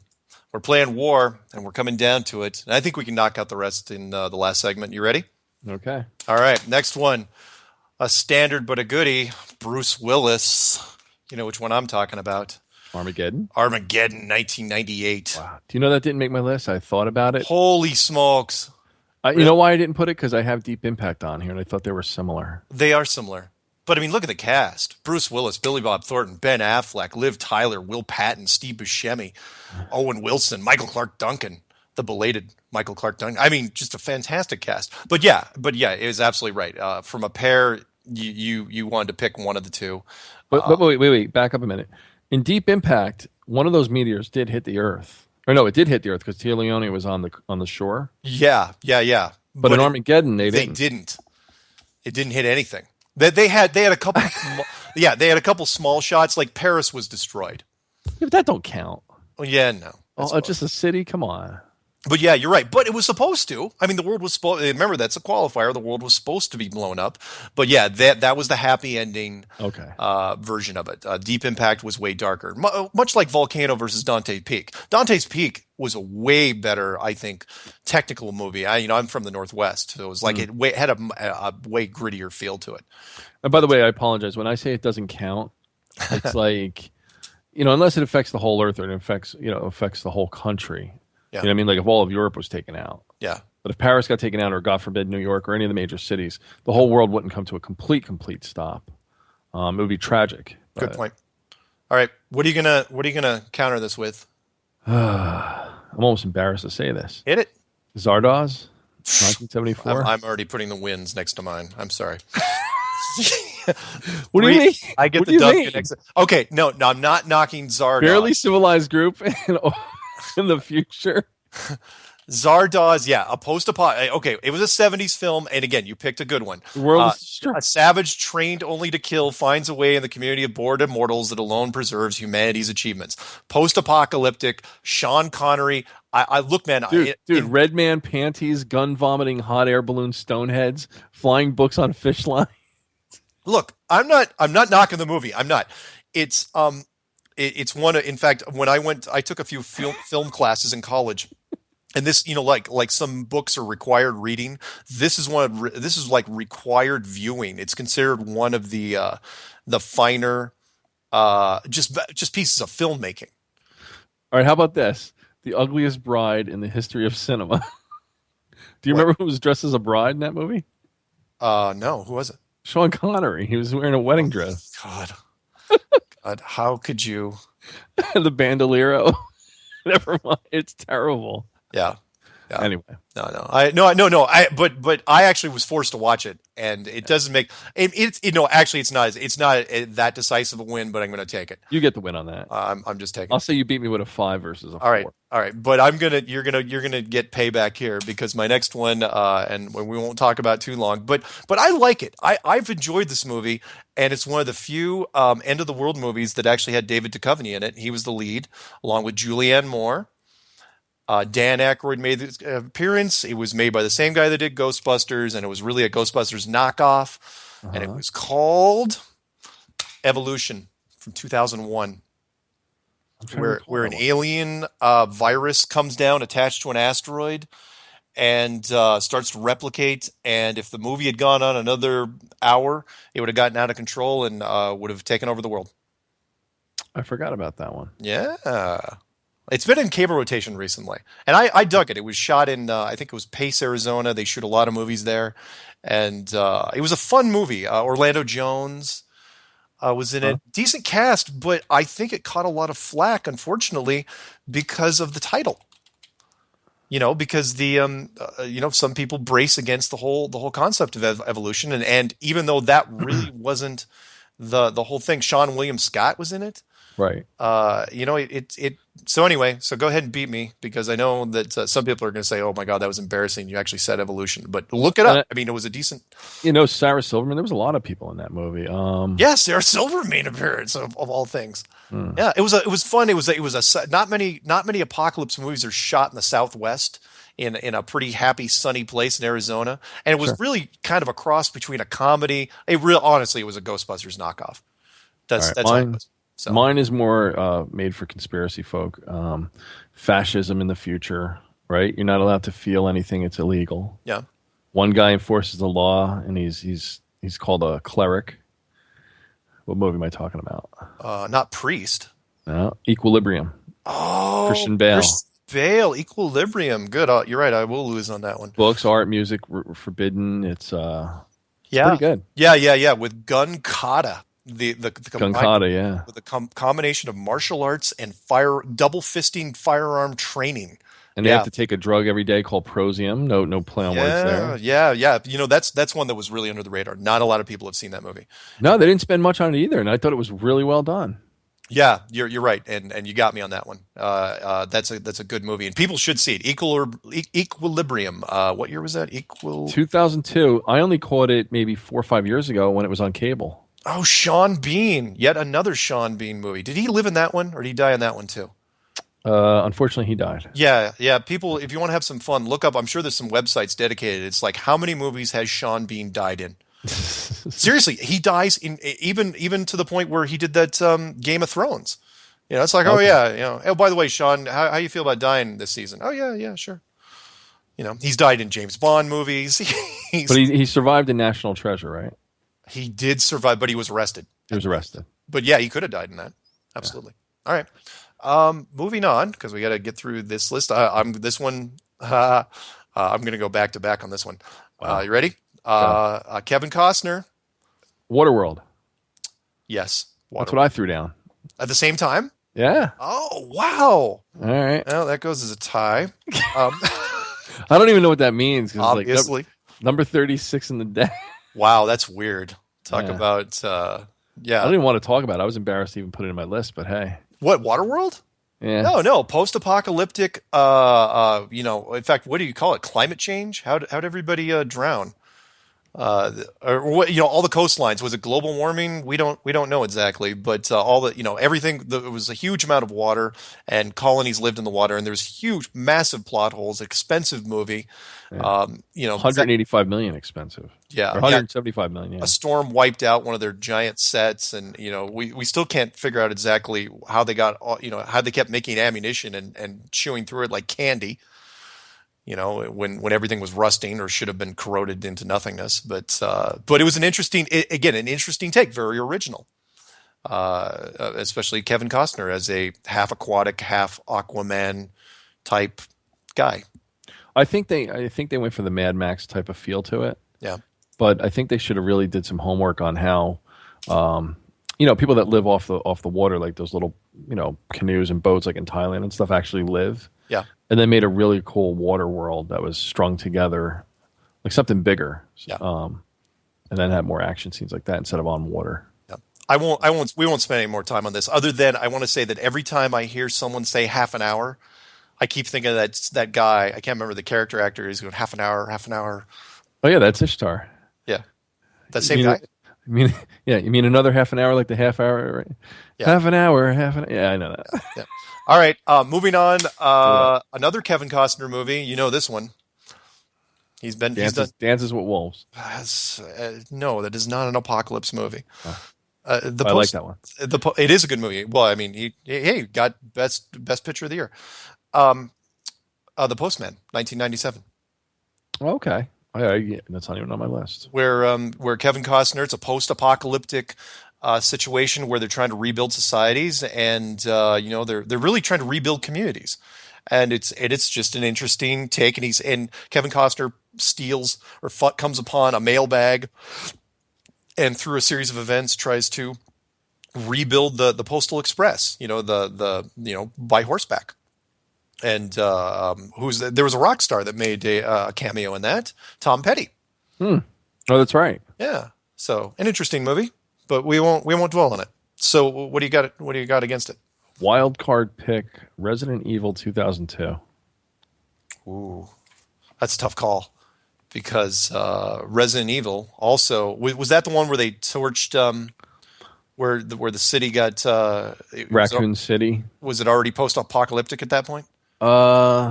I don't know. I watch those movies loosely. That's kind of the thing that comes on TV, and I'll have it on as background noise. I'll let you pick this one. I'm kind of up in the air on it. Do you like? You did. You know what? You might as well take it because you didn't put the Postman on your list for whatever reason. Yeah, but you know what? I hate some of these movies that I had to pick. I felt because they're too fanciful for me. Yeah. Like it could have. I mean, yeah, we could have a release of Anthrax or some other crazy thing, but the whole zombie theory always bothers me. Yeah, I know. Because zombies, we've gone into this before. They're so in shape, and they're better off being zombies than being, fat Americans. Like my good point. You know what? I'm going to take this one. You take it. I'm taking it. But zombies are way too healthy. Any movie with a zombie, I'm going to put an X against. But at the same time, zombies. I've got nothing. I've got some decent zombie flicks in my top 25. Not many of them though, and you'll know which ones I'm talking about. Moving on because we still have to do about 6 or 8 in the next 20 minutes. So, Independence Day, 1996. Will Smith. Aliens wiped out most of the major cities, and he and a ragtag group have to try to mobilize a military force to go up against them. That's on my list, but it's higher up. What are you counting? This is where I threw down Deep Impact. All right, you take it. You got that one. Really? Because Deep Impact, I think, takes Independence Day. Independence Day is a good movie, but I think, in my opinion, this is my opinion, I think it would have been way better. I saw the trailer for that, and I thought, and lots of people loved Independence Day. I hated it. I walked out of the theater. I was mad. I remember. People were saying, "Oh, Bill Pullman, it's one of his greatest roles." I was going, "What are you talking about?" I was going, the trailer for it. Go back and watch the trailer on YouTube. The trailer for it was outstanding. The movie was kind of a letdown. You know why I hated it? Because to this day, you can't even get a PC and a Mac to communicate, without some. It's hard. Yeah, and Here you take a Mac up into space, and you're able to implant a virus through an alien interface, and every satellite, no encryption, no nothing. I'm like, yeah, good cast, by the way. Jeff Goldblum uploaded that virus to the ship without any conflict whatsoever. Ridiculous. Right. Moving on, we'll rapid fire through some of these. Oh, and driving to DC from New York with traffic that's worse than any Jersey Shore traffic, and you get there in 5 hours regardless. Good point. Okay. Excellent point. I live at the Jersey Shore. I know this. It wasn't going to happen, yeah. Every Saturday, you don't go to the shore. One of my few 80s picks, War Games, 1983. Ooh. Matthew Broderick. The government built a supercomputer that played war games all day, and eventually it developed some sort of sentience, not the modern type that we think now, and was trying to figure out how to nuke Russia for real. But again, it was averted. Not one person died. Not one person died in that movie. So I'm going to have to say I beat you with this one. My 9 beats your 6. I'm going with I Am Legend 2007. You're right. You concur? Okay. Yeah, you got me on that one. Yeah, you're absolutely right. And that's an excellent point. But that's the 80s for you. The A-Team. Anyone wants to watch a single episode of the A-Team, you'll know what I mean. Not one bullet hits. Not one bullet hits. You can shoot a tire. You can shoot somebody in the shoulder. Vans. Maybe. But just unload, empty the guns on people.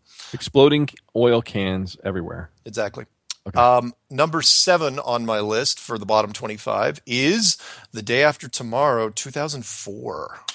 Ooh. I have that on my list, but not there. Another Roland Emmerich movie. Same guy that did 2012, the movie, which is also on the list. Great German director that can throw out an epic. Doesn't care if he gets the reviews. He can make the money, and he does.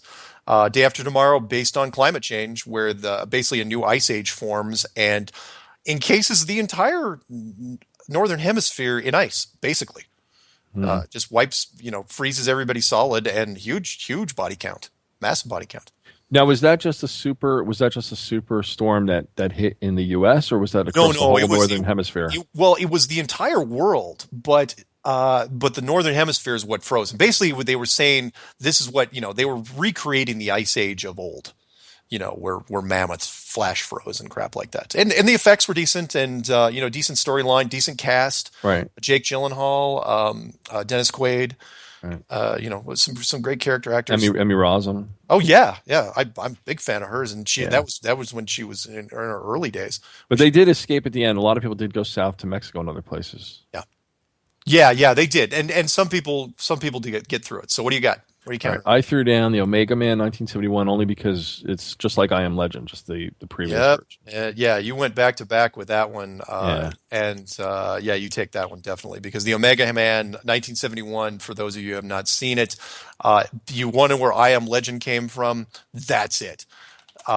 It was done with Charlton Heston, and he did it better, in my opinion. It was way not knocking Will Smith as an actor, but Charlton Heston did an amazing job. And for a '70s movie, it was dark. They evacuated huge parts of the city to shoot it. There was no CGI.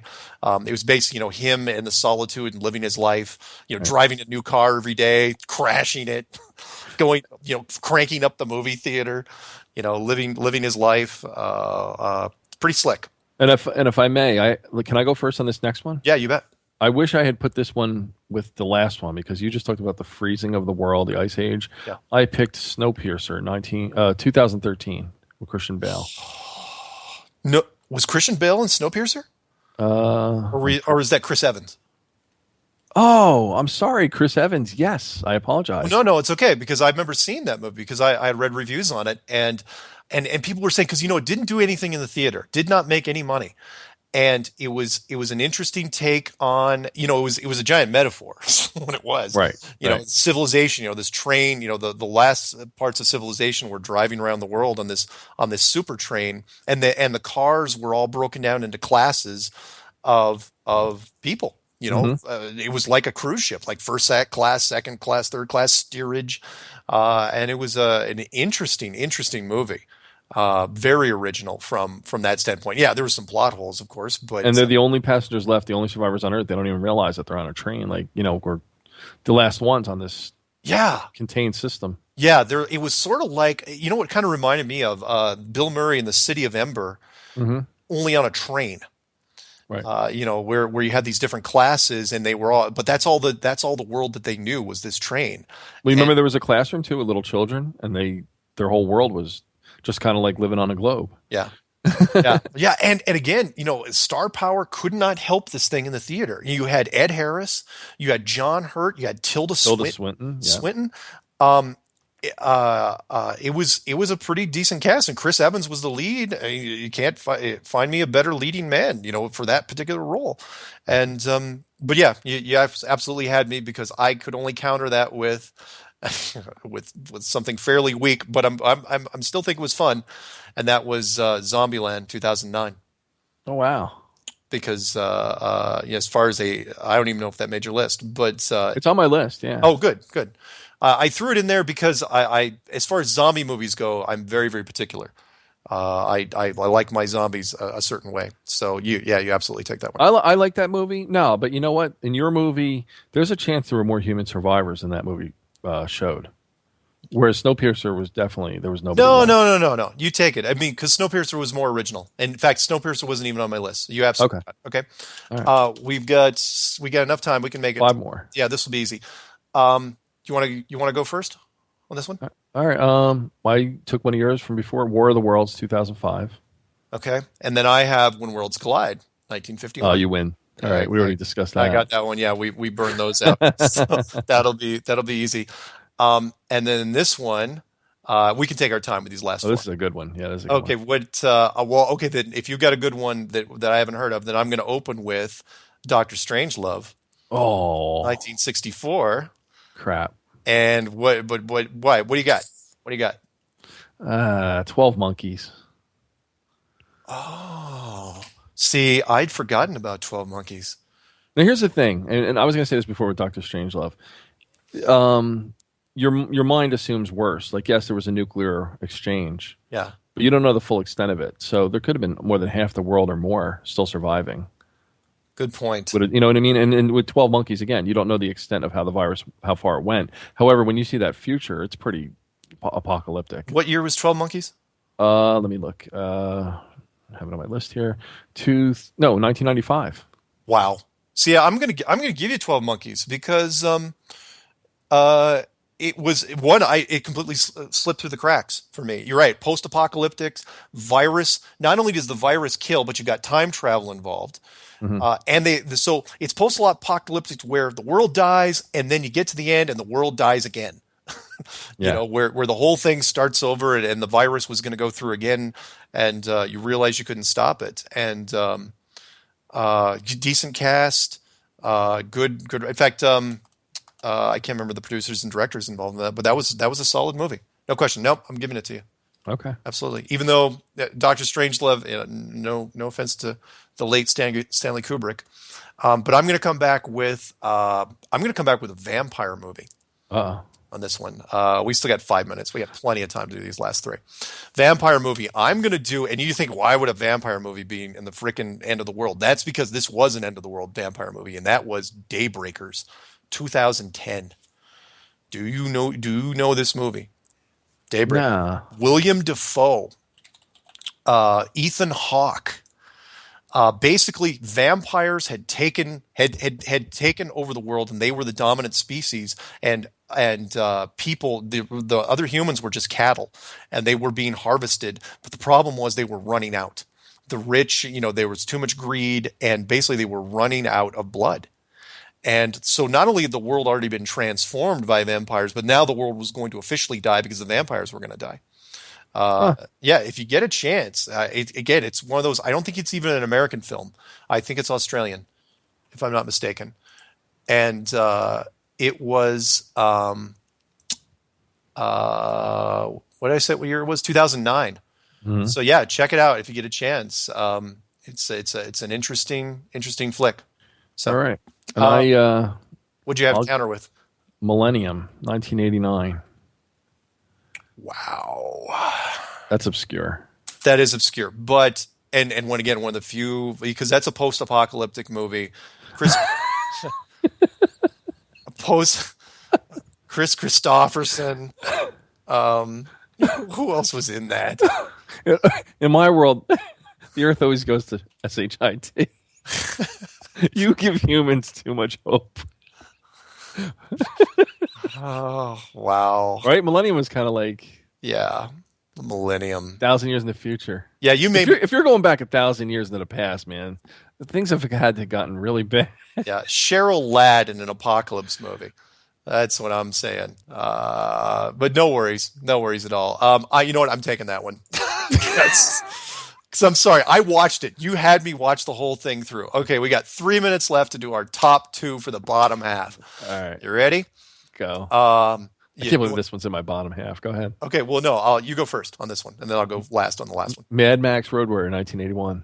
Oh, you put that in the bottom half? I hate you for putting that because there's no way I can beat it. 1981, you want to do the rant on we'll do the rant right after we finish this because you want to talk about the latest Road Warrior anyway, right? You want to bring it up, so I'll bring it up next week. I'm going to counter that with 28 weeks, not days later, but the sequel, because not only was it post-apocalyptic, but it got out again and it wiped out the world again. The zombie virus. So I automatically lose on that one. We will do, and then I'll let you do your rant on the Road Warrior thing. But yeah, you're absolutely right. Mad Max, 1981. Mel Gibson, launched him into American cinema. It was the sequel to the original Mad Max. Or wait, you're talking the 81, the Road Warrior version. 81 Road Warrior. Yeah. And then my number one for the top of the bottom 25 is the 1978. And I mentioned the date here first. Oh my God, really? 1978. You know what I'm talking about? Time Machine? No, Invasion of the Body Snatchers. Oh, geez, okay. With Donald Sutherland, and that movie was remade. People don't understand that movie was made. Talk about remix. Was made 4 times. It was made in the 50s. It was made in the 70s. It was made in the 90s. It was made in the 2000s. Daniel Craig and Nicole Kidman was in the most recent one. Was in the last one. So what are you countering that with? And then you can talk about Road Warrior. The Time Machine, and I'm putting all of them. You know what? You get that one because the Time Machine with Guy Pearce, right? Or any of them, because every time he went forward, I mean, you see what happens to the world. Yeah, the world kept turning bad. There was bleak every chance, and the moon blew up. On top of it, there was no happy ending. All right, you get a minute left. Tell me why you chose this Mad Max and that the other Road Warrior that's currently out is not on your list. All right. First of all, I'm catching heck everywhere I post my actual honest review about Mad Max Fury Road. Yeah. Where to start? Do it quick. It's not Max. It's a younger guy who doesn't even have character development. There's things in there. I don't even know what kind of movie I watched. It had nothing to do with the original trilogy, in my opinion. And I don't know. I'd rather touch on it next week. Okay. It's something you can't really dissect in 1 minute. I gotcha. No. We'll save your money and wait till it comes out on video. We'll talk about next week. We had 15 seconds. So next week we're gonna continue this. We're gonna do our top 25 next week, and hopefully I can get the call-in. I'll get the call-in stuff. I blame myself because I'm not up on the show stuff yet as far as getting call-in. But I like to hear what everyone else has on their list for what movies move them. I'm looking forward to guys. Thank you, Mark. Hey, thank you, man. We'll see you again.